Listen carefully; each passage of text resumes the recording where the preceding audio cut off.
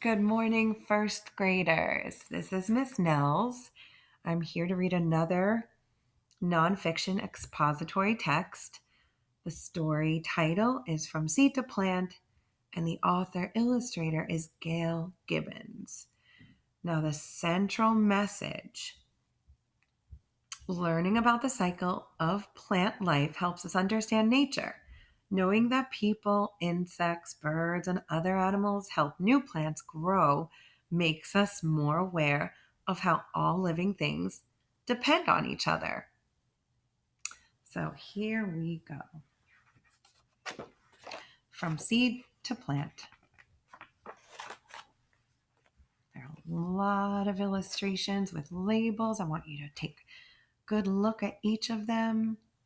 Most plants make seeds. A seed contains the beginning of a new plant.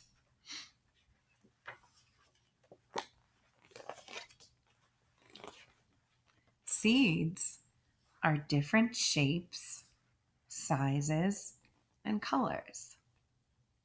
They have many different attributes. Now look at this over here. This is a seed called an acorn. What does an acorn become? Why don't you pause and talk about it a little bit?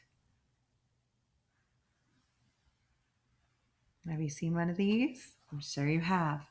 So if you guessed an oak tree, you were right. All seeds grow into the same kind of plant that made them.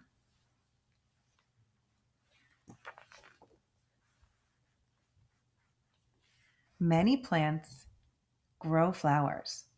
Flowers are where most seeds begin.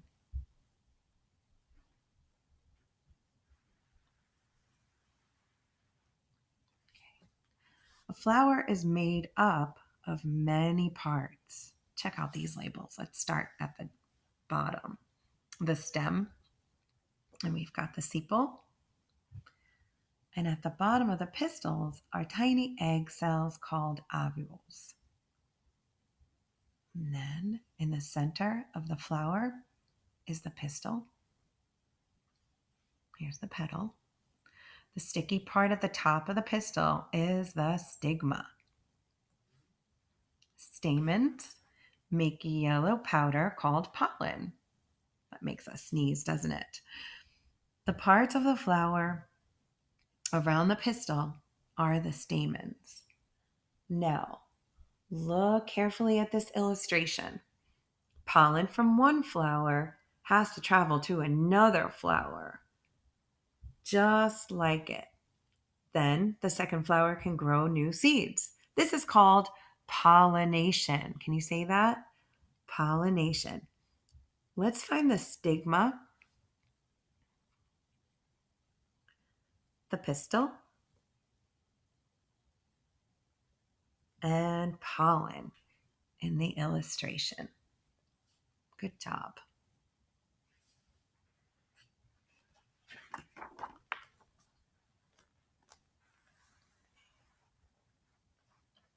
Before a seed can grow, a grain of pollen from the stamen must land on the stigma at the top of the pistil of a flower like itself. This is called pollination.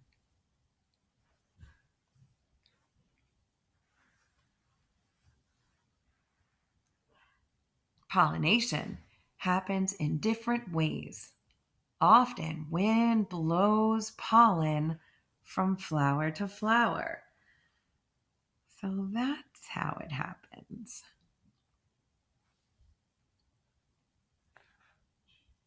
Now I'm thinking about this. How can a bee and a hummingbird help pollinate a flower? Why don't you press pause and think about that?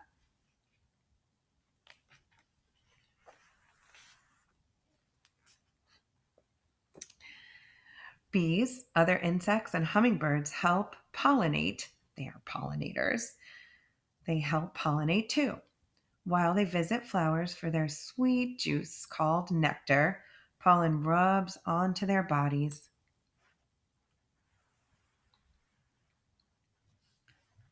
Then they carry the pollen to another flower where it comes off onto its pistil.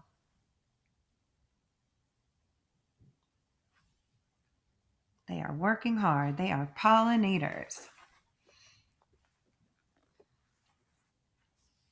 If a pollen grain from a flower lands on the pistil of the same kind of flower, it grows a long tube through the pistil into an ovule. This is the beginning of a seed.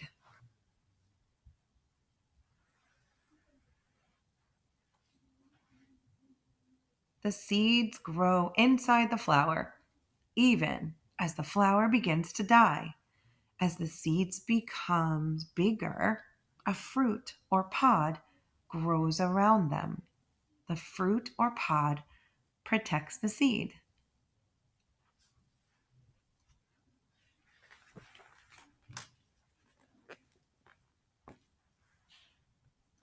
When the fruit or pod ripens, it breaks open. The seeds are ready to become new plants. What do you think will happen to the seeds on the ground? Check this out. Why don't you press pause and make a prediction? Some seeds fall to the ground around the base of the plant where they will grow.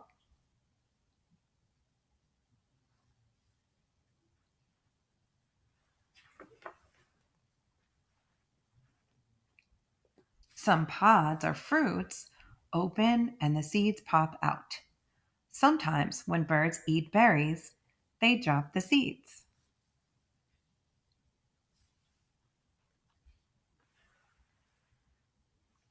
Other seeds fall into streams, ponds, rivers, or the ocean.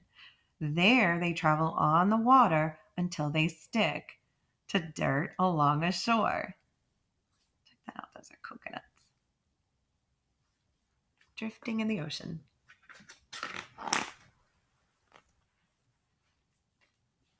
The wind scatters seeds. Some seeds have fluff on them that lets them float to the ground like tiny parachutes. Others have wings that spin as they fall.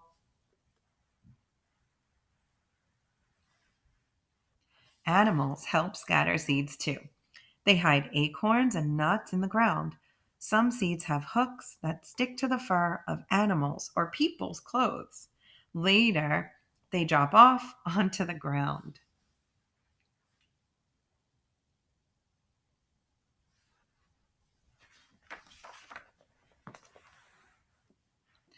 A flower bed or vegetable garden is beautiful.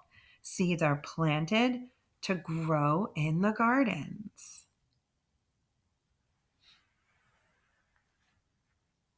The seeds come in small envelopes or boxes. Directions explain how to plant the seed and care for the plants. Now I want you to think about, how do you care for your garden if you have one? Or maybe this will inspire you to create one.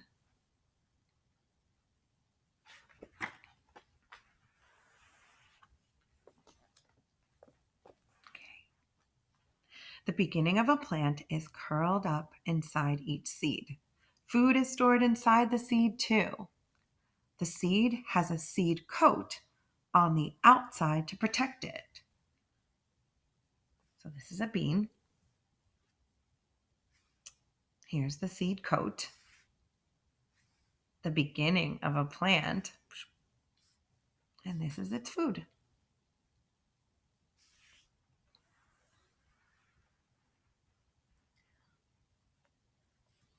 So I want you to think about, what does a seed need in order to sprout or begin to grow? A seed will not sprout until certain things happen. First, it must be on or in the soil. Then it needs rain to soak the seed and soften its seed coat.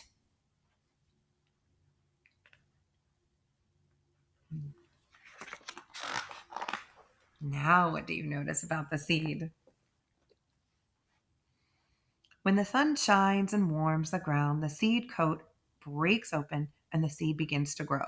This is called germination. Can you say that? Germination. Good job.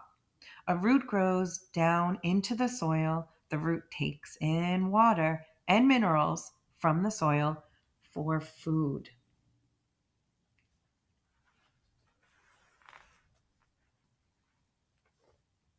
The shoot and the leaves. Up grows a shoot.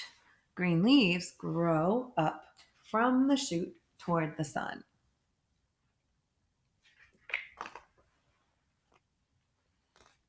The plant grows bigger and bigger. The leaves make food for the plant from the water and minerals in the soil, the sunlight, and the air all around the plant.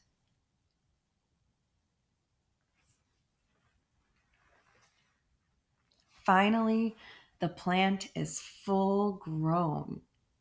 Buds on the plant open into flowers where new seeds will grow.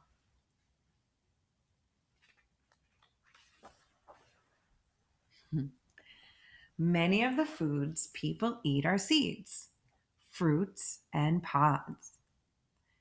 They are full of nutrition, vitamins, and minerals. Pick out some things that you like to eat the most. They are tasty too.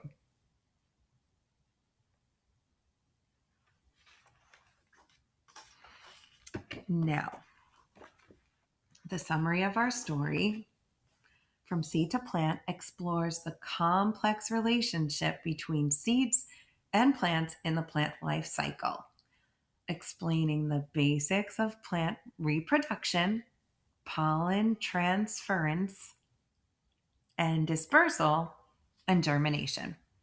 Those are really big words. I know this book made you smarter, and I think it might have inspired you to create your own garden. So good luck, and let us know if you do, okay? Bye, first graders. I'll see you soon.